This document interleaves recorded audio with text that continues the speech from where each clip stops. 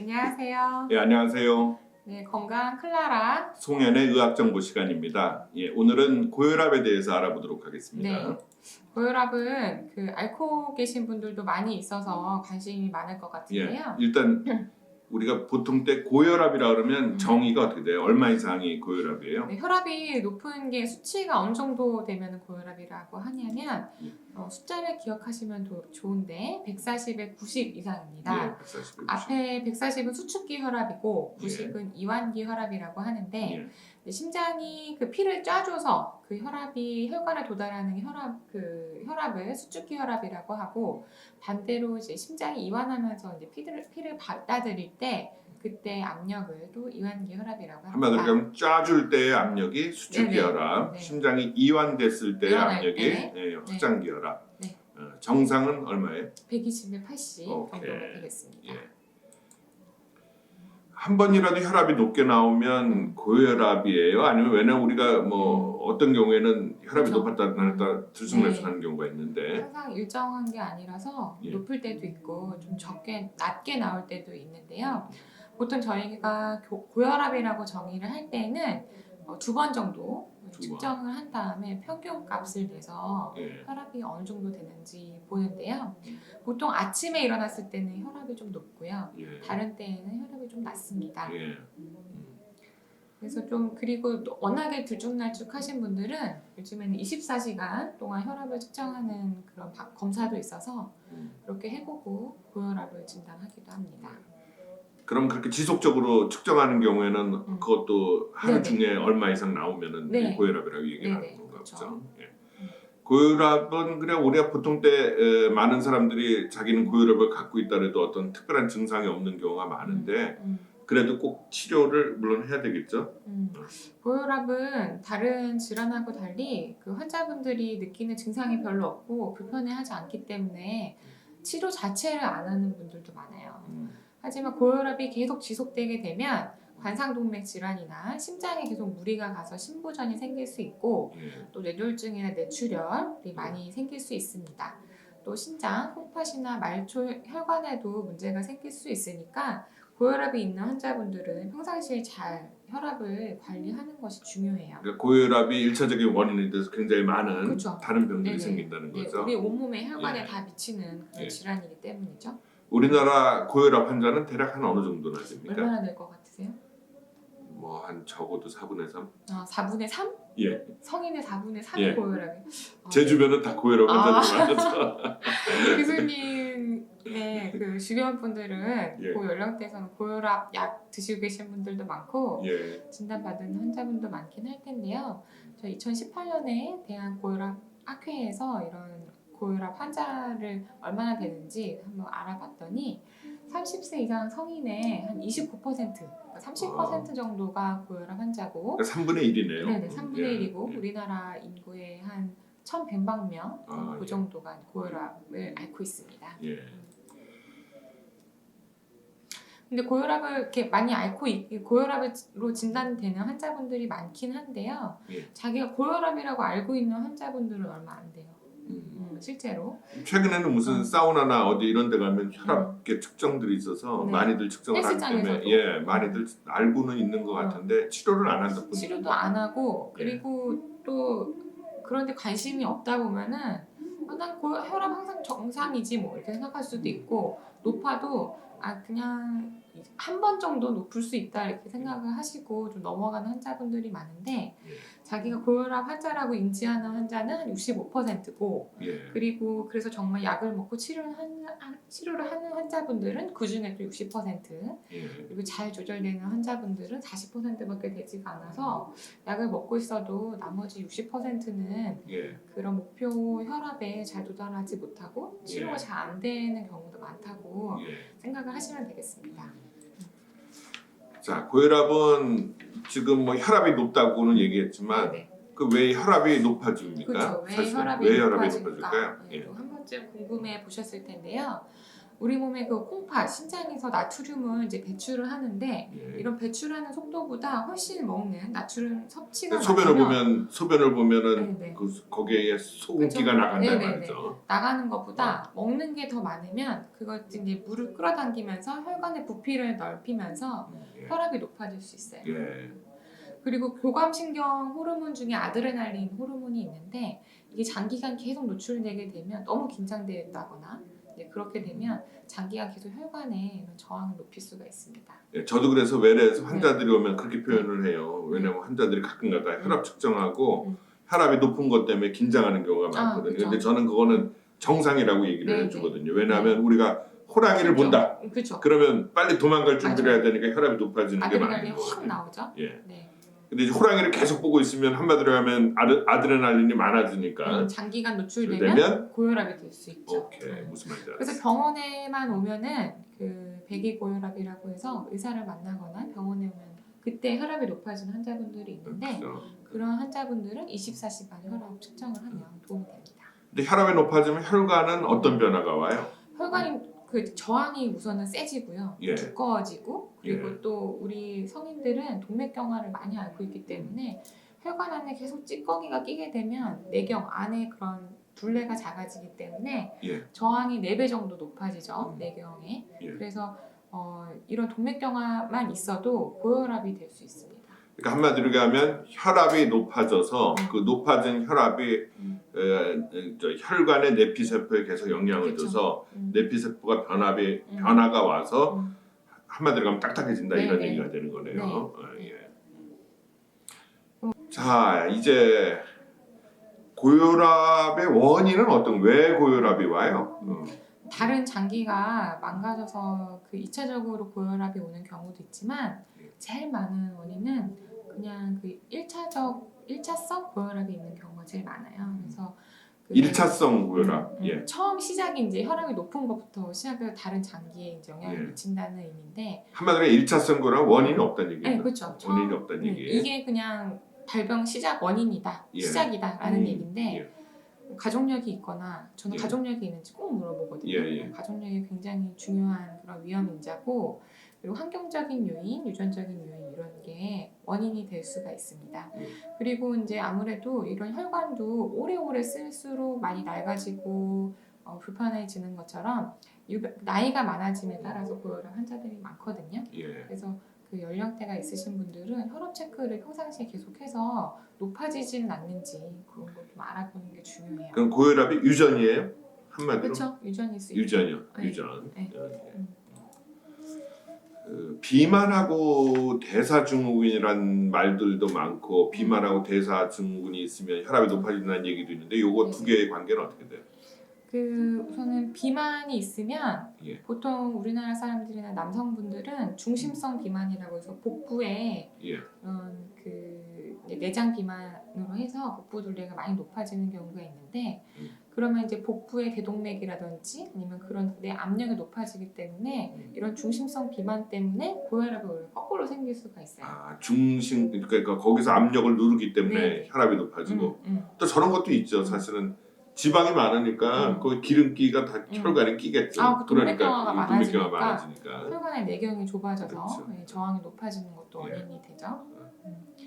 그리고 성인 고혈압이 있으면 오히려 또 그 서큘레이션이나 이런 순환이 잘 안 되기 때문에 예. 비만의 또 원인이 되기도 예. 합니다. 그래서 그 혈압이 있는 환자분들은 체중 감량을 하면 오히려 혈압이 좋아지는 경우가 굉장히 많아요. 예. 그래서 혈압약을 먹던 분들도 비만을 해결하면 약을 안 먹게 되는 경우도 많기 때문에 평상시에 체중 관리하는 것도 굉장히 중요합니다. 예.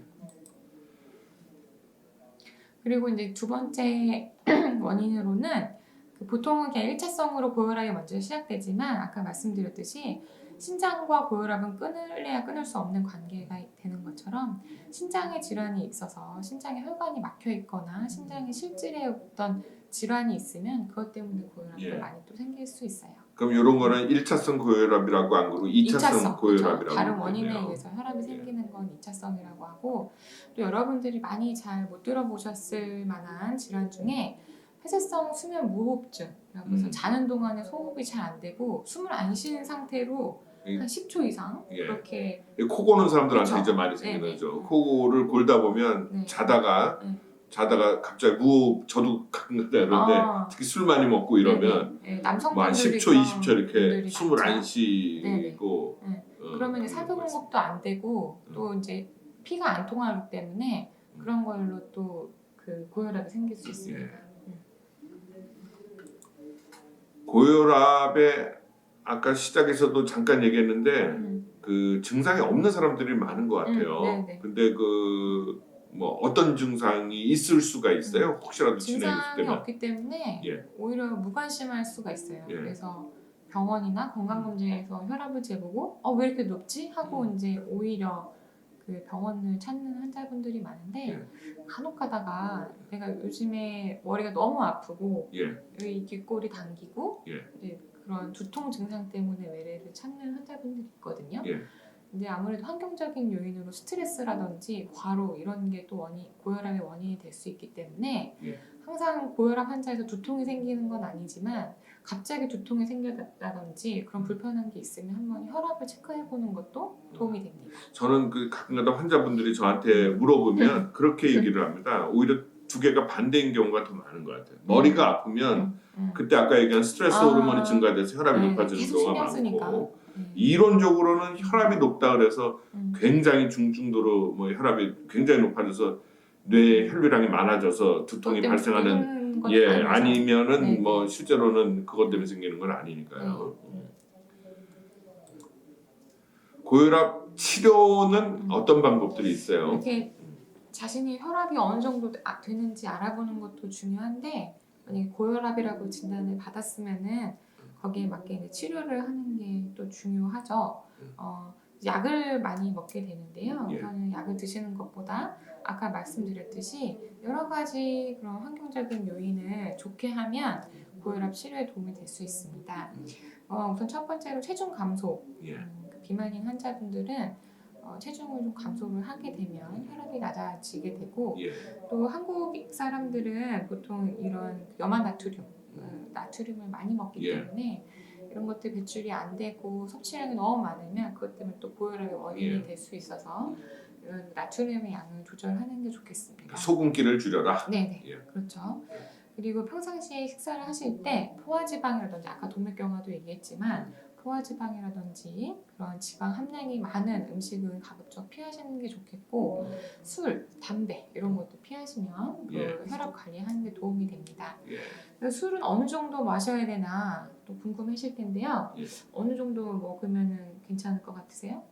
뭐 적게 먹으면 적게 먹을수록 적게 좋겠지만 먹으면 좋겠지만 또 한국 성인분들은 또 술을 아예 안 할 수는 없기 때문에 저희가 표준 음주량을 설정을 해서 남성은 2잔, 여성은 1잔인데 이게 그 소주, 와인 얘기일 것 같은데. 네, 와인도 그렇고 이거를 그 한 잔이 알코올 10g이거든요. 이거를 이제 보통 우리가 많이 즐겨 마시는 맥주나 소주로 환산을 해보면 맥주 한 잔은 300ml. 300ml면 캔 하나. 네네, 캔 하나. 캔 하나 조금 더네. 네네. 그리고 소주는 5분의 1병. 5분의 1병이요. 네. 소주 한 병이 몇 잔 나오죠? 7잔 정도 나오죠. 네. 그 정도가 한 잔이니까 여성분들은 한 잔이나 2잔 정도 이상이면은 혈압이 우선 안 좋다 이렇게 생각하셔야 되고 남성분들은 그거보다 한 조금 더 드실 수 있습니다. 근데 이게 지금 뭐 근데 얘기한 것들이 저는 그렇게 생각합니다. 이게 생각보다 쉽지가 않아요. 예를 들어 체중을 10kg 저는 보통 그렇게 얘기하거든요. 본인의 몸무게 10% 정도를 줄이면 한 10 정도의 혈압이 개선될 거다 이렇게 보통 얘기를 하는데 60kg님 보통 6kg를 빼야 되는데 생각보다 그건 쉽지 않거든요. 그다음에 또 시기도 소금기도 소금이 없으면 먹기 힘들어요. 맛이 없어요. 근데 이제 이거는 노력을 많이 하면은 또 되는 사람들이 있다고 그런데 그러더라고요. 이제 여러 가지 합병증을 또 저희가 소개해드린 만큼 좀 경각심을 가지고 평상시에 생활 습관을 바꾸다 보면 또 싱거운 음식도 나중에 또 적응이 되고 운동하는 습관도 이제 좀 몸에 배이게 될 텐데요. 우선 운동 얘기가 나왔으니까 말씀드리지만 하루에 30분 이상 활발한 운동을 하는 것도 혈압 예. 관리에 도움이 됩니다. 예. 그리고 소금은 아까 제가 나트륨은 적게 드시는 게 좋겠다라고 얘기를 했는데요. 예. 그 우선 WHO에서 하루에 권장하는 그 소금 예. 나트륨의 양은 티스푼으로 한 개예요. 근데 하루에. 저거 실제로는 거의 불가능할 것 같던데. 왜냐면 설렁탕만 먹어도 그쵸. 사람들이 한 타서 먹고 안 타서 원래- 근데 제가 보면 주변에서 저거 안 타서 먹더라도 김치를 또 먹어요. 아, 그게 그쵸. 결국은 소금에 워낙에. 들어가는 게 꽤 많은 거거든요. 그러니까 이런 걸 바꾸려면 사실 예. 반찬 하는 거서부터 식습관을 많이 바꿔야 되는 예. 것도 있는 것 같고 식당 이용하시는 분들은 도시락도 싸다니면서 예. 열심히 하셔야 되는데 예. 쉽지가 않죠? 예. 저는 그래서 사실은 음. 저는 그래서 고혈압 환자분들한테 저거 너무 지키기 어려운 게 너무 많기 때문에 가벼운 약을 빨리 먹어라. 보통 그렇게 얘기를 합니다. 네. 약을 보약처럼 먹어라. 네. 왜 보통 때는 보약도 열심히 잘 사서 네. 먹으면서 혈압약 그냥 보약이라고 그쵸. 생각하고 먹으면 되는데 안 앞서 먹을 필요가 말씀드린 없거든요. 그런 생활 습관 개선하는 방법들은 약물 치료를 하면서 오히려 부가적으로 그 해야 되는 것들이지 약을 계속 안 먹고 미루면서 이것만 하면은 고혈압을 뭐 치료할 수 있다 이런 의미는 아니에요. 예. 네. 그 약물 치료 조금 좀 간단히 네네. 좀 얘기해 주세요. 약물 치료는 그 여러 가지 약이 있는데 그거를 한 개만 드시는 환자분들도 있고 두 예. 개나 세 가지를 드시는 환자분들도 예. 있어요. 근데 보통 의사 선생님이 혈압이 140에 90 이상이면은 이제 약을 예. 드셔야 된다라고 이제 아마 얘기를 하실 거고요. 예.